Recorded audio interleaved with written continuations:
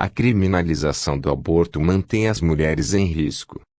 Leia a entrevista com a antropóloga, professora da Universidade de Brasília, UNB, e fundadora da organização Anis Instituto de Bioética, Débora Diniz. Por Letícia Matos. 2 de março de 2020. Em 20 anos, a taxa anual de aborto nas regiões desenvolvidas caiu, principalmente em países onde a prática foi legalizada. O mesmo não ocorreu na América Latina. Uma das principais defensoras da descriminalização do aborto até a 12ª semana de gestação, Débora teve que sair do Brasil devido a ameaças de morte, e explica por que o país não conseguiu acompanhar esse movimento. Em 2004, você trouxe à luz uma questão de direitos reprodutivos praticamente desconhecida por quem jamais viveu o drama de gestar um feto sem cérebro. O aborto de anencéfalos. Em 2012 então esse tipo de aborto deixou de ser considerado crime, por decisão do STF. Gostaria que você contasse um pouco de onde vem a sua ligação, identificação com essa temática dos direitos reprodutivos e aborto. Essa é a vida concreta das mulheres, especialmente na sua juventude, na idade reprodutiva. Quando falamos que pelo menos 1 em cada 5 mulheres no Brasil já fez um aborto, segundo dados da Pesquisa Nacional de Aborto, estamos falando de 500 mil de mulheres todos os anos. Estamos falando de alguma mulher que nós conhecemos na vida. Não tenho nenhuma história pessoal de aborto.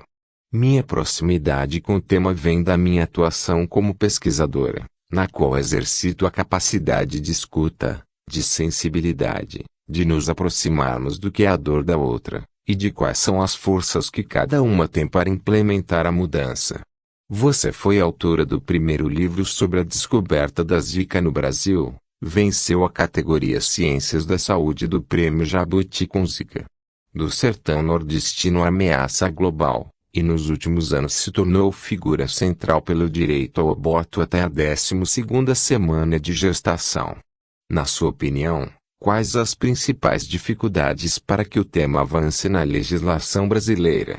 A principal dificuldade é que o aborto é um tema usado como uma moeda de troca, como uma questão sensível para provocações políticas. Com a emergência do governo Bolsonaro e de todo um campo conservador e autoritário no país, as questões de gênero e as questões reprodutivas vão ao centro de uma controvérsia moral, que se torna uma controvérsia política. Não diria que a principal dificuldade para o avanço do tema são as igrejas ou as crenças religiosas, mas sim o uso de uma autoridade moral para perseguir mulheres, para controlar o campo reprodutivo.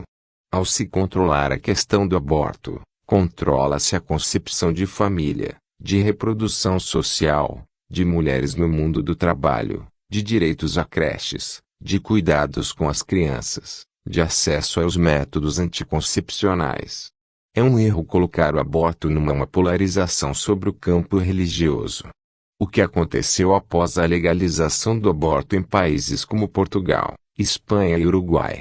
A descriminalização do aborto leva a uma redução das taxas dessa prática, porque a descriminalização abre caminhos para um pacote de medidas de acesso à informação, de quebra dos estigmas e do tabu. As mulheres passam a falar a verdade quando chegam em um serviço de saúde, porque não têm mais medo de serem denunciadas. Com isso, é possível saber se ela sofre violência, se ela não está usando bem o método contraceptivo, e intervir para prevenir uma gestação indesejada. A descriminalização reduz o número de abortos.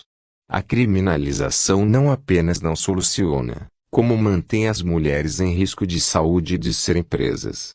Em 20 anos, entre 1990 a 1994 e 2010-2014, a taxa anual de aborto nas regiões desenvolvidas caiu significativamente, principalmente em países ricos onde a prática é legalizada. O mesmo não ocorreu em países em desenvolvimento. Por que a América Latina e o Brasil não conseguiram acompanhar o movimento de legalização do aborto no mundo? O Brasil está na região do mundo em que o aborto é mais criminalizado, e que tem as maiores taxas de aborto. A América Latina e o Caribe.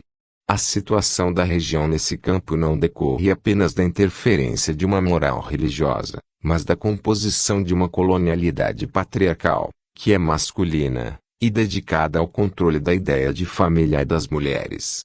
A América Latina e o Caribe também é a região do mundo que mais mata mulheres. A criminalização do aborto e o feminicídio são fenômenos que não devem estar separados. Controlar a reprodução e controlar o corpo das mulheres também inclui matar as mulheres. A região é marcada pela cultura patriarcal e pela desigualdade de gênero, que fazem com que nós não acompanhamos a secularização do Estado e a despatriarcalização sobre o aborto que pode ser observada em outros lugares. Apesar dos extensos debates já travados, a ação pela descriminalização do aborto até a 12ª semana de gestação ainda não tem data para ser votada no STF. Você acredita em uma perspectiva de retomada? Não sou capaz de fazer nenhuma projeção, mas acredito que é uma prioridade para o Estado. Para algumas pessoas pode parecer que não seja, mas eu continuo dizendo que, mais do que nunca, essa é uma prioridade democrática para a Corte Suprema no Brasil. São direitos individuais violados. Todas as cortes, como qualquer outra organização, estão imersas de uma cultura política, e pode haver uma falsa avaliação de que esse é um tema intenso demais ou político demais para ser resolvido nesse momento. Eu diria que, exatamente por estarmos nesse momento, a ação deveria ser julgada procedente e levar a uma leitura do Código Penal à luz da Constituição. Momentos de crise são momentos de reafirmação dos direitos, de mostrar que violação de direitos fundamentais não será autorizada. Boa parte das entidades que vão se manifestar contra a sua proposta de descriminalização do aborto é ligada a igrejas. Que peso que esse setor tem? A mulher que faz aborto é uma mulher comum. Ela tem religião, tem filhos, tem um companheiro. 1 em cada 5 mulheres brasileiras já fez um aborto. É como se você visse na rua 5 mulheres entre 18 e 39 anos, e soubesse que uma delas fez aborto. Aí você imagina. Será que essa mulher deveria estar presa? Ser favorável ou contrário ao aborto é um falso enquadramento. Se o aborto é uma necessidade da vida e de saúde das mulheres, ser contra o aborto significa apenas ser favorável a colocar mulheres que abortam na prisão. As entidades que se manifestam contrárias à descriminalização do aborto no STF falam em nome de organizações religiosas, porque essa é uma autoridade reconhecida dentro de uma frágil laicidade da democracia brasileira. Essas entidades representam essa tradição patriarcal de controle das mulheres. E reproduzem desigualdade de gênero, mas não apenas elas. Instituições religiosas são porta-vozes, são a materialização de uma estrutura hierárquica e patriarcal que acredita que as mulheres devem se manter grávidas e exercer a maternidade mesmo contra sua vontade, a ponto de mandá-las para a cadeia se não o fizerem. No Twitter você está sempre bem atuante. Você acredita numa retomada da ciência e da educação brasileira? Eu jamais acreditei que a universidade e a ciência se mantiveram inativos em todo esse processo como esse novo governo. Então entendo que retomada se refere a uma pergunta sob o ponto de vista de um estado formal de políticas públicas, e nesse sentido não acho que acontecerá sob esse governo. Uma das estratégias do governo Bolsonaro é uma ofensiva e tentativa de desestabilização das universidades e da ciência, porque ele opera pela mentira e pelo medo, e a ciência é o espaço da disputa genuína pelas melhores afirmações sobre verdades, sobre respostas obtidas por métodos transparentes e abertos ao debate público. Esse governo não só não está aberto ao debate público como não está aberto a seguir as regras de construção de verdade, por isso que opera pela disseminação do medo como uma forma de controle social e político.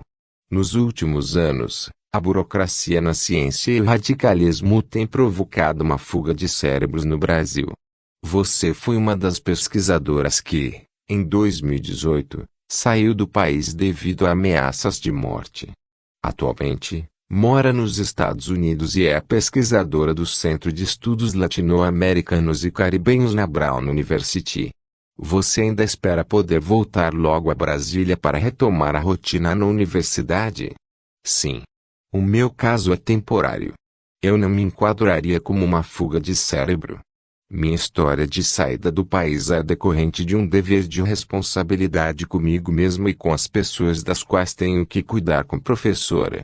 Me afastei da universidade pelas ameaças que sofri, ameaças graves contra mim, contra a universidade, contra os alunos e meus colegas.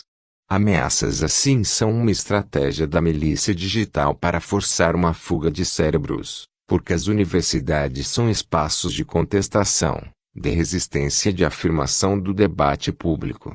As redes sociais permitem a construção da participação política mesmo com a operação de expulsão dos indivíduos pela imposição da ameaça e do medo.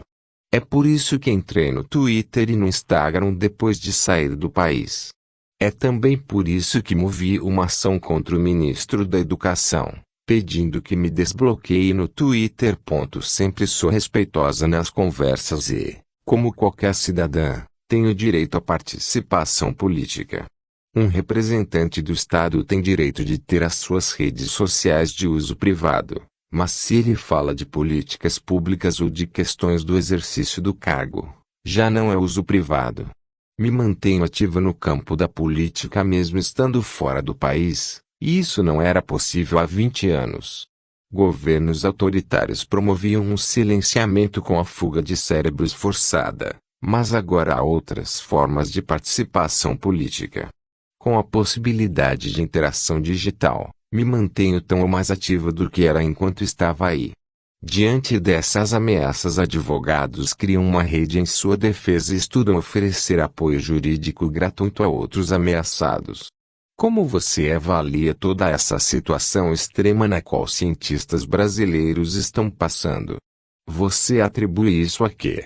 É uma estratégia autoritária, porque a ciência não pode ser tomada por um conjunto de fake news ou de grupos do WhatsApp, como o presidente Bolsonaro tentou fazer recentemente com a ameaça ao Congresso Nacional. A ciência são humanos, a ciência é o espaço do exercício da dúvida.